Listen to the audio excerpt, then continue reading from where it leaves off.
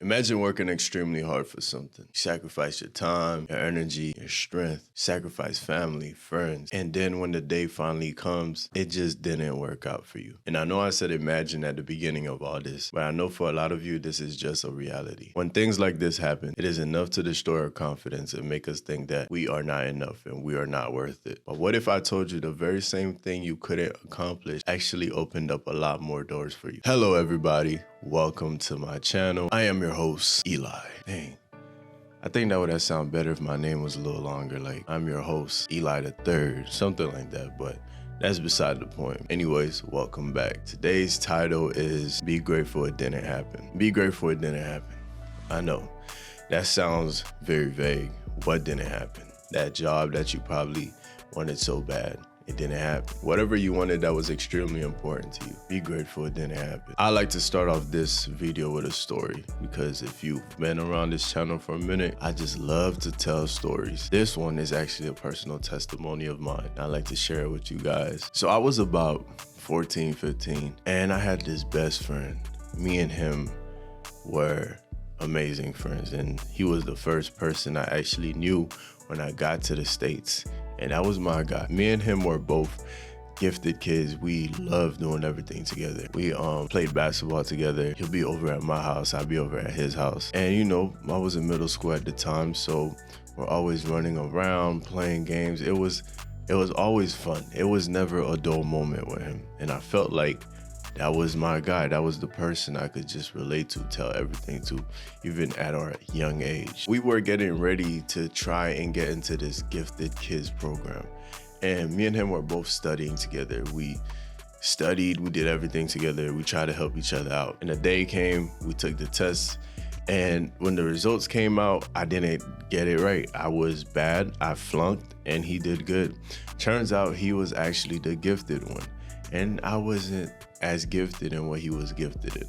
So I remember being so down. I studied so hard for this. I really wanted this. I could have made my parents proud and everything would have been cool. Fast forward, he got invited to go ahead, with the gifted kids. It was on a Saturday morning. He had to go in the morning at like 8 a.m.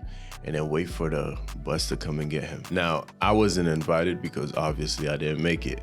But I remember saying that I'm gonna meet him just to say goodbye, just to go ahead, man, have a good day. But that day, my dad was very, very, very, very annoying. He wouldn't let me out the house for some strange reason. No matter what, he kept on surveilling me. And I was like, what's up with all this surveillance? Why are you on me so much today, right? So it came to the point where he decided not to go to work just to make sure I stay home. Because I loved sneaking out as a kid. I used to sneak out all the time. So he stayed and he didn't let me out the house.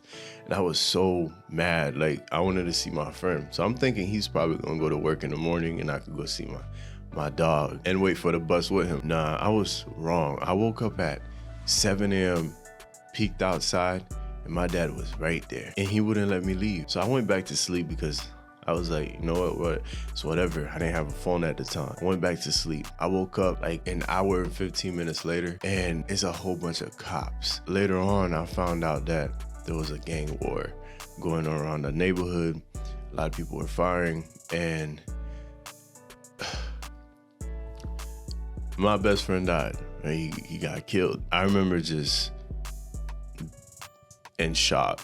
I couldn't believe that this kid, this good kid, this gifted kid got killed. And I remember seeing his mama's face, and she was distraught. She was so sad and she was crying. It was like she was losing it and I was losing it. Life just happened just like that. And he was such a good friend, man. That was a friend. If you ever needed a friend, that was the friend to have, him. The man was smart, he listened, he was funny, he was caring, but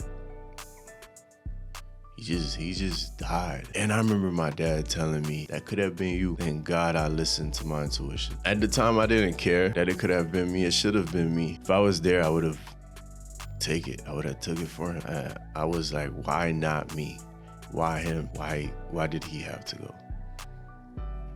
I think a lot of the time we get mad at God for saving our lives, for looking out for us. And the only way I can compare this is by looking at a little child getting mad at his mother for not allowing him to run across the street while there's cars passing by. He's screaming like, Mom, why can't I go? Why didn't you want me to go? And he's mad at his mom. He thinks his mom is this evil monster because she wouldn't let him run in the streets. But the mom sees further. God sees further than all of us. And that thing you wanted, that thing that you've been craving so bad, you want to be a nurse, or you want to have this nice job, this beautiful relationship, and it just doesn't work out. Be grateful it didn't happen. You never know what could have happened to you. You never know what you could have been exposed to. A lot of the time, it's not even physical, it's spiritual. Let's say you got that job, or that you got into that new relationship that you always wanted to be in, and that person corrupts you, and now you're not the same anymore, or that job just leaves you feeling worse than ever. That job completely changes you. Every single day that we walk out in these streets, we hop into a car, we drive, and then for some miraculous reason, we make it home on time every night, every single day. And yet there's people out there who can't even walk down the street for 2 miles without something bad happening to them. The amount of times God has graced us and we just get mad at him for it is ridiculous. And I know he's like looking down at us like, bro, I did you a favor. How you gonna be mad at me for helping you? Them times where you're running late, you're always on time. And for some strange reason, it's today. Say you got ready early, like you got ready extremely early, and you got your keys out. You think you got everything ready.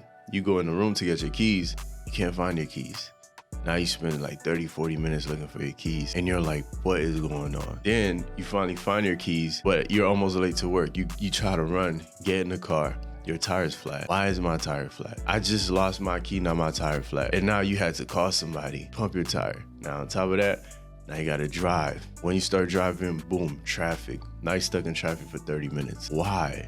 What is all of this for? Why? What all these sequences happening? Because you're in the moment. It's like you're so mad because it's like, why? I'm having such a bad day. I can only compare it to that little child once again. The little child only cannot see that his mother is being graceful towards him because he's in the moment. He is stuck in his perception of what he wants to do, of what reality is like to him. He cannot see in the mother's perception. A lot of the time, things don't happen to us. Things don't work out our way. The only thing that we have to do is be grateful. Like that turtle from Kung Fu Panda said, "It was an accident." There are no accidents. We just need to realize that things don't happen to us. It happens for us. Everything that happens in one way, shape, or form is to benefit us for the greater good. It's gonna make us better in the long run. So the lesson that I learned from my friend dying at such a young age, losing such a soul. I can honestly say throughout my entire life now, I have yet to find a soul that was as beautiful as his. The lesson I learned from it is I just need to appreciate the people in my life more. Life is crazy, and you never know how long you have with somebody. So that beef that you may have with someone, you haven't been talking for a minute, that person is cool with you. Yeah, I used to be cool. It doesn't matter. Your mom, those bad family blood, you guys gotta break that. I'm saying this because that person can go any day. That person can just be taken away from you, just like that. And you don't want God to teach you a lesson. You know, I'd rather get 50 whoopings from my mom before I tell God, yeah, you can teach me a lesson. Nah, I'd rather take it from my mom. I learned my lesson that way. So from all of your failures in life, from all the things that you just didn't accomplish, the things that made you feel like you weren't good enough to achieve, what lesson did you learn from it? Let me know down in the comments below. Thank you for watching the video, y'all. Have a good day.